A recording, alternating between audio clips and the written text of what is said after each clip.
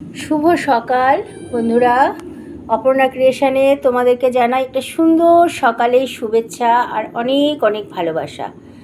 সুন্দর সকাল বললাম যেহেতু আজকে বৃষ্টি নেই, আকাশ পরিষ্কার, সুন্দর রোদ উঠেছে। আর এই দেখো আমার পরিশ্রমের ফল, এগুলো সব আমার নিজের হাতে লাগানো গাছ। সে পরিশ্রম করি সারা বছর, জল দেওয়া, যত্ন করা।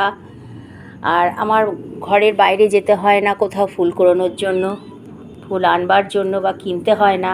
নিজের বাড়িতেই অনেক অনেক ফুল আমি আরও মানুষকে বিলিয়ে দিই, যে চায় আমি তাকেই দেই। এবার লক্ষ্মী পুজোয় অনেককে আমি পদ্ম ফুল দিয়েছি, বেশ 10-15 জনকে আমি ফুল দিয়েছি। এমনি চেয়ে গেছে অ্যাডভান্স আমার কাছে। এই যে গাছের পদ্ম, এই যে পিঙ্ক কালারের জবা, গোলাপি জবাটা, আর এই যে লাল ঝুমকো জবা, এই নীলকণ্ঠ বা অপরাজিতা, আর এই যে আমার শিউলি ফুল গাছের নিচে একদম ভরে ছিল। ওই যে আমার শিউলি ফুলের গাছ চাদরের মতো হয়ে থাকে সাদা, এত ভালো লাগে না। তবু তো আমি সব কুড়োইনি, অল্প কিছু কুড়িয়ে নিয়ে এসেছি, কারণ যেহেতু আমার কোমরে খুবই ব্যথা যন্ত্রণা, যার জন্য আমার খুব কষ্ট হচ্ছিল। আমার কর্তামশাই বকাবকি করছিল, কোমর ঝুঁকিয়ে নিচু হয়ে ফুল কুড়োতে হয়, সেই কারণে।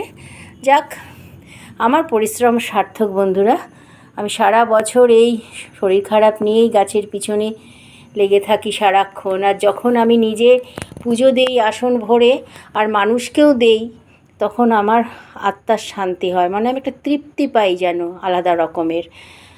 ঠিক আছে, এখন তাহলে রাখছি, আবার পরে দেখা হচ্ছে তোমাদের সাথে সাদা অপরাজিতা ফুল গাছ দেখার সময়। ঠিক আছে।